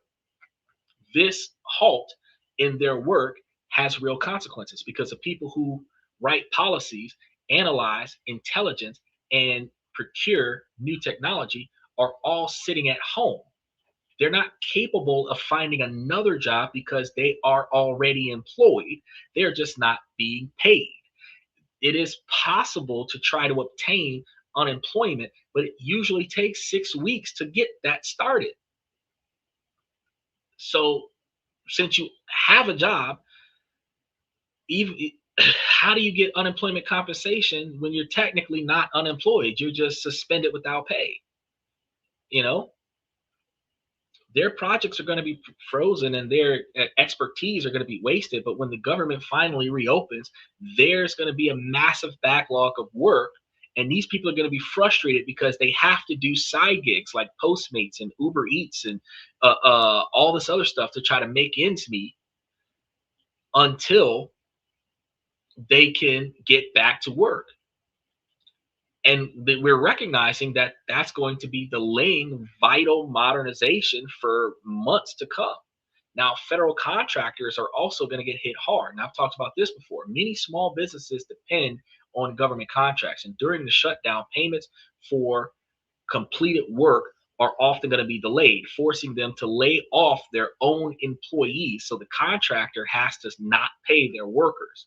And it's going to be a ripple effect throughout the economy where that pain is going to be spread far and beyond the federal workforce. So a shutdown that forces people to work without pay is a gamble with national security, and it assumes that these professionals can perform high stress jobs at 100% performance while under extreme financial distress. And history shows us that is a bad bet.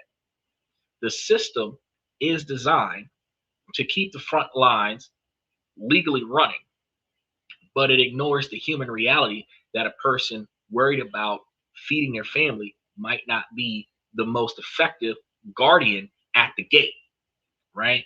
And I don't understand why they do not have a multi-year budget for the employees of this country where their defense budget can be rediscussed at a later date and time.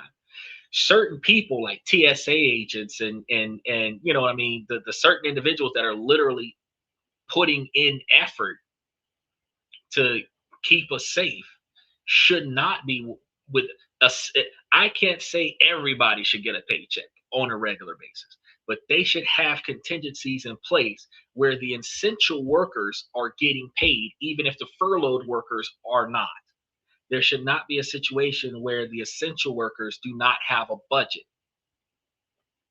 And since we recognize that in these performances for government funding, that they're looking at 2 months observably of lapses in government budgets and government funding, they should be working on an 18-month payment plan, which gives them 6 months to figure this crap out before they run out of funding for that particular department. That would be my observation.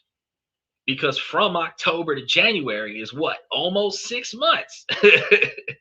Because you got the last 3 months of quarter four and the first 3 months of quarter five come March. That's 6 months that they could have figured this out so that come April, everything's smooth. And our TSA agents would not be not getting paid.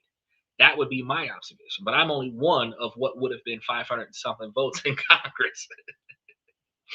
So if you're finding this breakdown of our government bizarre, the where I talk about the mechanics and you believe that these mechanics that we're discussing is useful to you and it helps you understand and gather more information for you to do research and make changes and make improvements, make sure that you take a second to subscribe and hit the notification bell, because we realize that releasing these videos uh, like this every day will explain the complex systems that shape our world. And your support to help us spread the word to everybody else will allow us to keep doing this kind of in-depth analysis, and it'll help us reach a broader spectrum of individuals that are trying to learn and grow and improve for themselves. And then when you have the opportunity, go ahead and hit that notification button, because by hitting that notification button whenever we go live, whether you're watching us on Twitter, Twitch, or YouTube long form or YouTube shorts, you guys would be able to be notified when we go live, the moment we go live, because a lot of the times there's a lot of topics that we talk about that might help you change the way you do things in the immediate. So back to the main issue. When you step back, the irony is going to be pretty staggering. The political fight that could shut down the Department of Homeland Security is all about how to enforce immigration and border policies. And yet, the very people who would suffer the most are the frontline Border Patrol, CBP, and the, I'm going to say, ICE officers that are in charge of the policies. But ICE agents are technically on like a multi-year contract that's already been pre-funded from the big beautiful bill, so they're not going to really hurt that much. Not all of the ICE agents are going to hurt. Some of them that are not out on the streets snatching folks up off the sidewalk and murdering people in the streets, those are guys who are going to get paid. Their budget's already set. But the other people behind the scenes doing the paperwork, probably those officers are going to end up being negatively impacted. Right, the person who reads the report and turns it in, that person's going to be negatively impacted. But the people out on the block in the SUVs with the masks on and the military fatigues, those guys, oh yeah, they're getting paid regardless. I don't understand what happened there, but that's what that is. So in a political battle over how to best secure the border, the first move is to stop paying the people who actually secure it, right?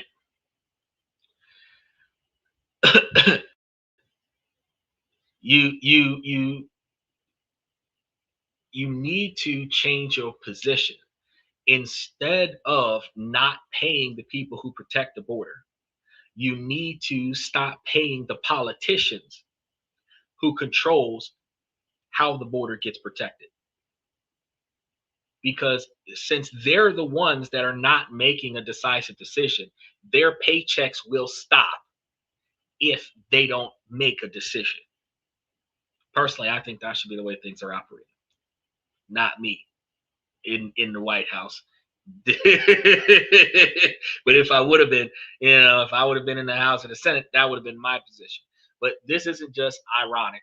It is a symptom of a much larger political dysfunction. So government shutdowns that are used to be way back in the past, constitutional crisis as a rare crisis. Now they've become a routine tool for political negotiations, and it is like every 2 or 3 months, every quarter almost. So because we had it in quarter 4, and we have another one in quarter 1, and we're gonna have another one in quarter 4.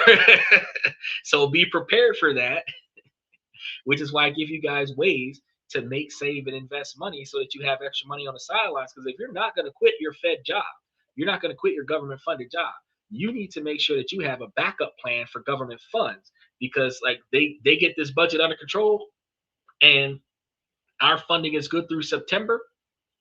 That means that come October 1st, any funding that hasn't been pre-approved, like for example, veteran funding and Social Security funding is going to be running through September 30th.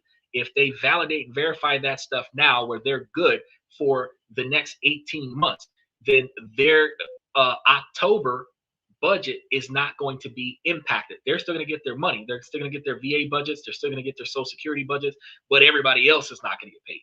See what I'm saying? So there is a way for certain industries to receive their income. With the longest U.S. history shutdown being that 45-day shutdown in October, which also caused another fight over budgets, security funding. They had a different one back in 2018, 2019 that was also about security funding, but that one was a 35-day shutdown, and we had a 45-day one in 2025. We come to find out that what was once unthinkable is now just part of political playbooks. That this is going to be a trend, and this trend has a serious consequence. It's going to erode public trust in the government. It's going to erode the desire to become a government agent, because you will more often than not get paid.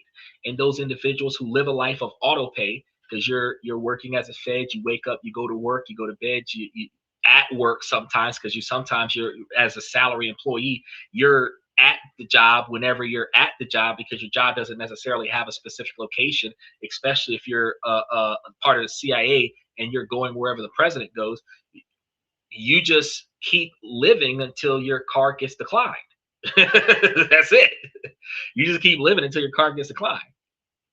You wear the same suit or the same kind of suit every day, and you keep wearing it until you go to the dry cleaners, and you can't get your clothes out of the dry cleaners. You know what I mean? That's what it is, right? It creates chaos that makes long-term planning impossible for federal agents if you are not preparing for guaranteed and expected repetitive shutdowns, which requires you to start making a different kind of budget. You need to be able to make a shutdown budget, not just an emergency fund. You have to have an emergency fund that covers 6 months worth of essentials, but you also have to have a shutdown budget that covers 2 months, because that's what we're looking at right now, is the average of 1 to 2 months of shutdown twice a year. And you have to put enough money aside to cover those failures from the government, in addition to unexpected expenses. And this is what's going to treat hundreds of thousands of dedicated public servants like pawns in a political game. So the paradox of a DHS shutdown reveals a fundamental misunderstanding of what security actually means, because while DHS isn't getting funded, ICE has a multi-year contract, and ICE is going to operate after February 13th, even though DHS is not going to get any funding, because the Democrats want the Republicans to force the ICE agents to wear body cams and take off the masks so that you can identify the unnecessary and unethical behavior of certain ICE agents. Not necessarily all of the ICE agents are doing a bad job. You just have a handful of officers that should not be on the street. And if they could identify them based on an anonymous video that is turned in from a public servant, not a public servant, but a civilian observer that saw this ICE agent acting out of sorts, and you turn that into the government and say, hey, your agents are on the street beating people up. Look, this is what they look like. I don't know what their name is. I was like 50 feet away, but you can zoom in on this video and identify that officer and get him into your office and figure out what the hell he was thinking and put a stop to that type of behavior. Because what we're not saying that they can't do their jobs, because a police officer can arrest a man without beating him to death. An ICE agent can arrest protesters without beating them to death. I understand that you're angry, and I understand that the crowd is pissing you off. But at the end of the day, you are in a position where you are supposed to remain calm at all times, the same way you're supposed to reasonably remain calm at all times on a battlefield. You are not supposed to be on your own home turf killing your neighbors because you're mad at them, because they don't even know who you are. You got a mask on. You need to take that mask off and be like, Joe, it's me. Stop throwing rocks at me, bro.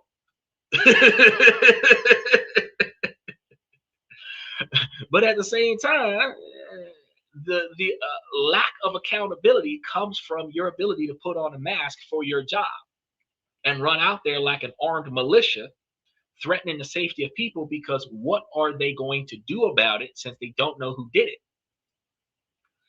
Which kind of brings back to the Michael's question when he asked, well, why don't they make it mandatory that the protesters don't wear masks? There is no law. The law says that if you're committing a crime with a mask on, you're gonna get in more trouble than what you would if you committed the crime itself. So while there isn't a law that prevents you from wearing a mask in most states, the fact is that if you are wearing a mask while in the commission of a crime, you're going to get way worse consequences than when you get caught than what you would if you wasn't wearing a mask. But those people who don't like Big Brother with the CCTV cameras all over the place, you gotta understand. If they had CCTV cameras everywhere, they would have seen the person pull the mask over their face before they walked into the fight, and they could identify the person before they pulled the mask down. But then, if they had cameras everywhere, your privacy would be extremely violated. You have to give up something to get something. You're not supposed to sacrifice your safety for civil liberties, and you're not supposed to sacrifice your civil liberties for security. But you have to understand that your right to privacy is going to be impeded upon to some degree in order for you to have the right to have security monitor that area. Because if your privacy is caught on camera, that's on you. You're going to have to legally tinted windows on your car so they can't see what you're doing in your car. You're gonna have legally tinted windows on your house with your blinds down and shutters closed, no sunlight coming into your house, because if no sunlight can come into your house, no video recording can come out of your house. You just gotta do the right thing, instead of having your windows open and getting natural sunlight to save money on your Tico bill, where that camera down the street is recording you walking around your house naked. You gotta close your blinds, close your windows, and let them put the cameras up all over the place, because that's how they can find the person with the mask that did what they were supposed to do, because they can backtrack camera footage to where that person was before that person pulled their mask over their face. So there's got to be a little bit of give and take there. But the paradox of the DHS shutdown is going to reveal a fundamental misunderstanding of what security actually means. And this is true because the Anti-Deficiency Act ensures a guard stays at their post, but real security isn't just about having a person in a uniform. And we see that in Minnesota on a regular basis. It is about a well-trained and well-equipped and well-motivated workforce. These uniformed officers are supposed to be trained to not only be able to execute their mission, but to also be able to conduct themselves with discipline, more discipline than the average uncivilized civilian. Okay, they're supposed to be able to react and respond to irrational behavior with logic and reason, not executing an action and then putting out a report because they thought that nobody knew.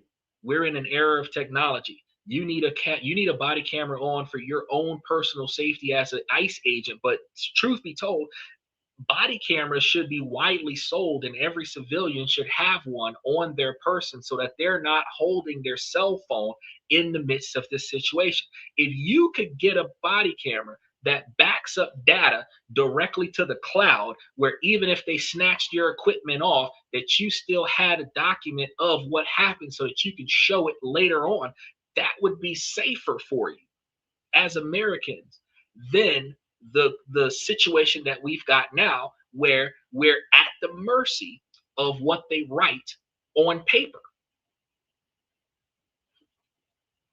Because what is written on paper is taken to be the truth, even if it's not. Right? And when certain documents are misrepresented and video footage comes out and shows something different than what was written down, until the video footage shows up, they're going to treat it as a justified action. And one of the worst things that we have, it is not corrupt people in these positions. One of the worst things that we have is undertrained individuals that make a bad decision and then they try to cover it up with the help of a seasoned veteran that will say, hey, just write the report like this, and they will validate it. Instead of, bro, you should have done that, court martial. You understand? There is a right and a wrong way to do things. The difference between ethics and morals is not much, but there is a little bit of difference. And it is unethical to write a report that reflects something different than the actual actions. And government agents, lawyers, judges, feds, police, congressmen have a higher responsibility for authenticity than the average civilian. And there is no reason why these things are not being addressed. There's no reason why these things are not being addressed. So, when we look and talk about smart policies, cutting edge research, and a system that works smoothly together, we're talking about more efficiency in the ability to keep each other safe. Because our Constitution is a very, very broad spectrum Constitution. You have the right to say and do whatever you want, however you want, as long as what you're doing does not cause unnecessary harm to someone else or someone else's stuff. And the problem with that right, that freedom, is that your right to do something is conflicted with their right to tell you to stop it. You understand? Your right to refuse to stop it contradicts their right to make you stop it. Because your right to say what you want to say conflicts with their right to not have to listen to it. Now, the problem that we have is that the person who doesn't want to hear this has the right to leave. And that's what the ICE agents and a lot of law enforcement officers don't understand.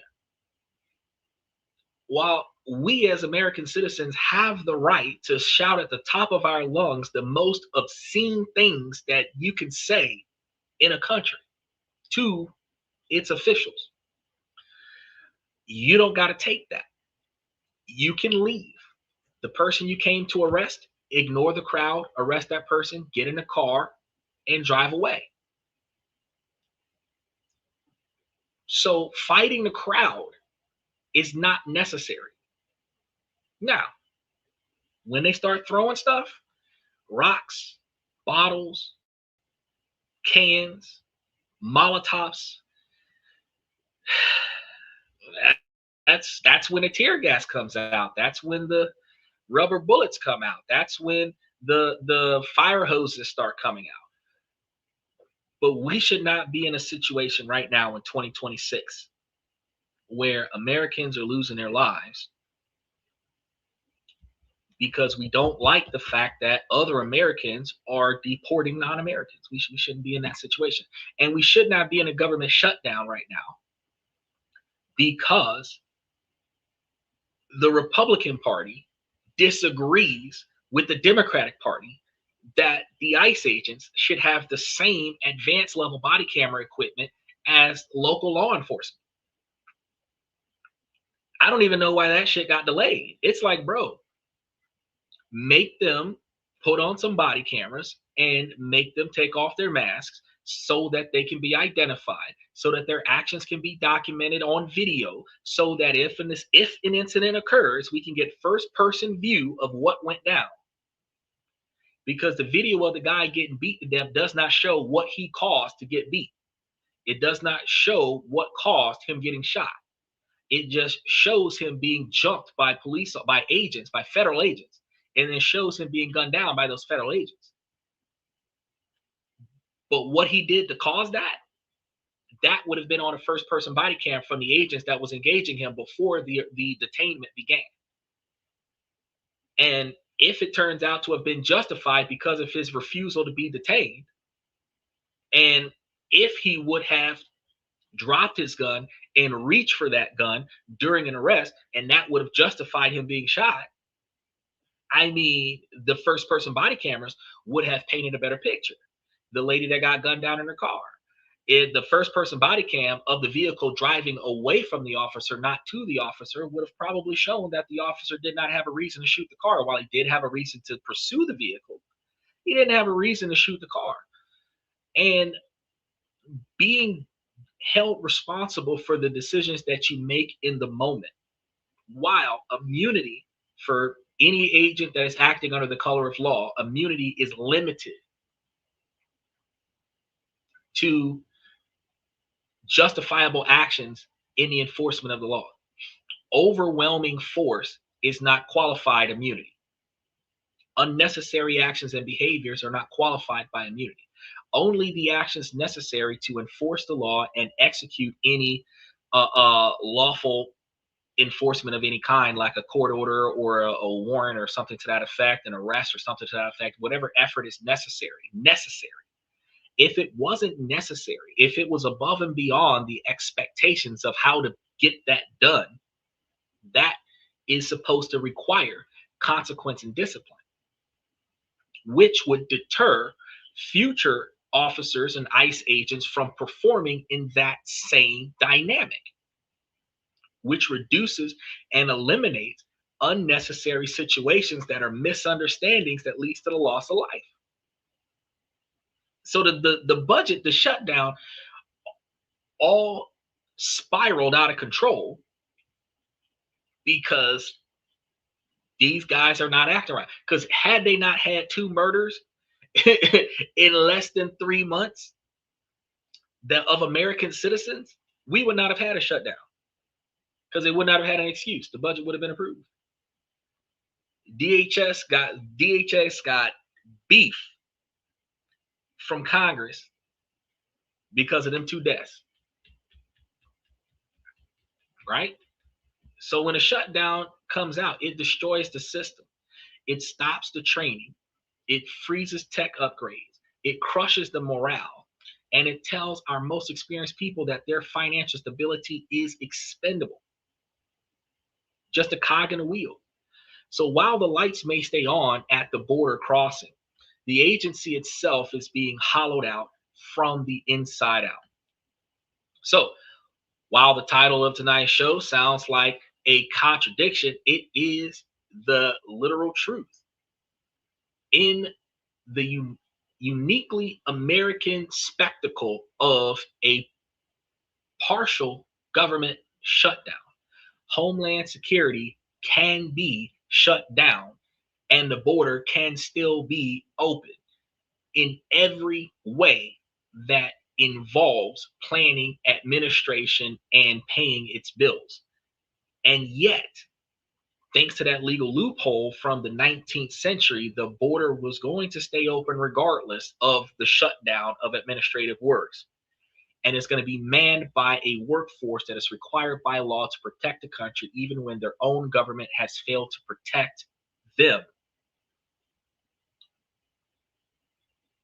So when the Department of Homeland Security, DHS, shuts down again, it's nothing like you'd imagine. It's not a free-for-all where the gates are thrown open, the airports are left unguarded. Thanks to the strange and powerful logic of the Anti-Deficiency Act, our most visible security functions will stay in place, but where the TSA agents, the Border Patrol, and the Coast Guards are all going to keep working, or at least most of them. But that's only half the story. The reality is going to be far more damaging. It's a reality where a skeleton crew operates a ghost ship, where the frontline agents work without pay, and where the long-term health of our security agencies is sacrificed for short-term political gains. It's a bizarre situation where the people tasked with protecting the country become the primary casualties of political dysfunction. And the system on paper ensures our security continues, but in practice, it slowly eats away at whatever security that we would have had from the inside. So, what do you think about the system? Let us know your thoughts in the comments. And if you want more deep dives that explain how our government works, or in some cases doesn't work, make sure that you take the time to like and subscribe to the channel. Hit that follow button if you're watching us on Twitch or Twitter. And stay tuned for all of the updates that we have with all of the other issues that we cover that impacts your ability to make, save, and invest money. With that being said, I'm going to start off by saying, ladies, as long as the situation doesn't make sense, I'm going to keep asking you, ladies, to make it make sense. So, ladies, please make it make sense. And then, fellas, I give you all this information to help you become higher value men. Because when you are able to focus on the things that are inside of your control that you don't like, that need to be changed, you can proactively put forth the effort to change that. And then the things in your life that you cannot control, like these government shutdowns, you can navigate around it. And ladies, while this is a male-driven podcast from the male's perspective, you too can utilize this information to make yourselves higher value women by finding your 20-year plan, proactively putting forward first-person actions and efforts into achieving that 20-year plan. And when you engage with other individuals, you see if you can find you a partner that would match your ambitions for your 20-year plan, and then you can incorporate that person into your future plans, and y'all can achieve those plans twice as fast. Because when two individual people are headed in the same direction, they come together and they're heading that same direction twice as fast. It's a difference between two people riding two different bicycles in the same direction and both of those people getting on the same bicycle and heading in the same direction. You would be pedaling twice as fast, and you would be getting to your destination twice as fast. So, with that being said, remember tomorrow, we're going to be giving you guys some financial information on how to make and budget money and potentially invest that money in other ways.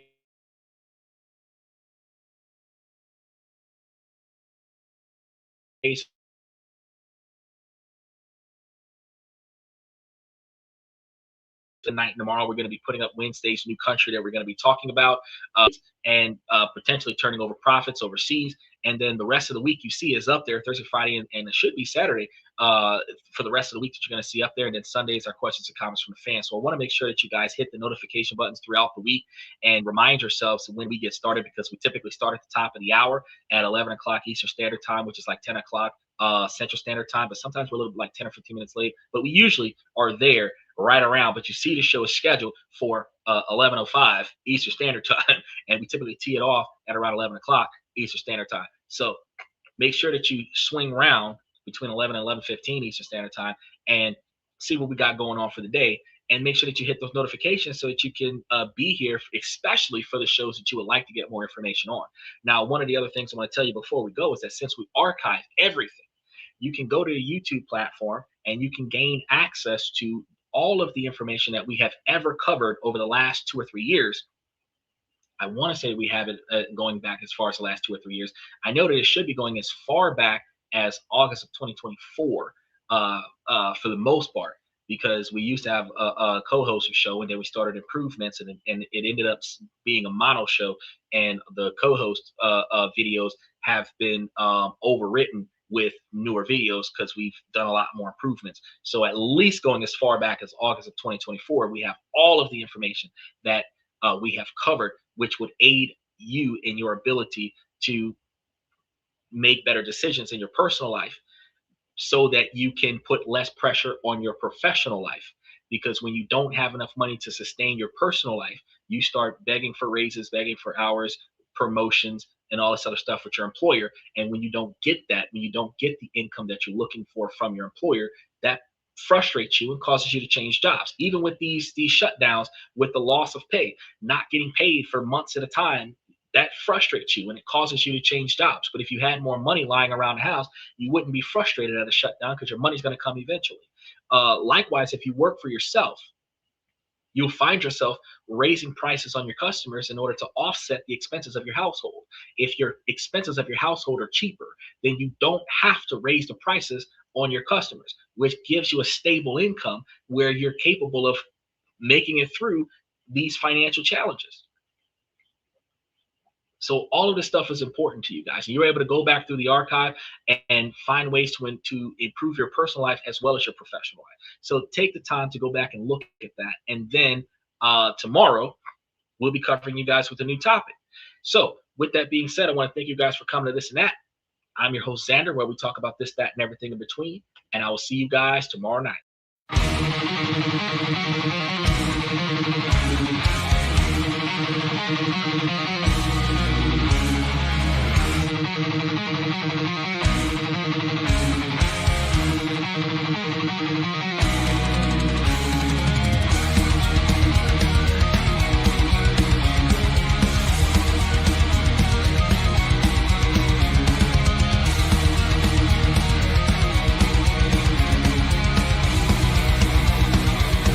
Higher ground.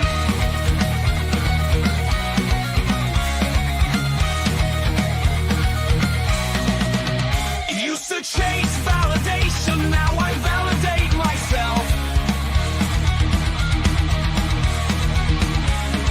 Building inner strength, putting doubt upon the shelf.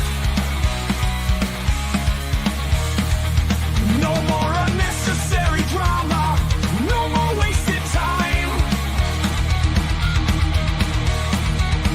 Climbing higher, constantly making my own climb. Standing on higher ground where excellence is found. My potential knows no bounds. Raising the bar, breaking ground.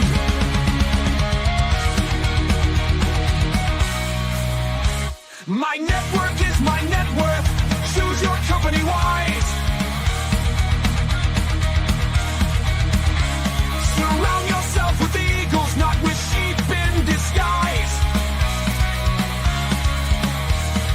Every interaction is a reflection of my brand. Quality over quantity, that's my personal command.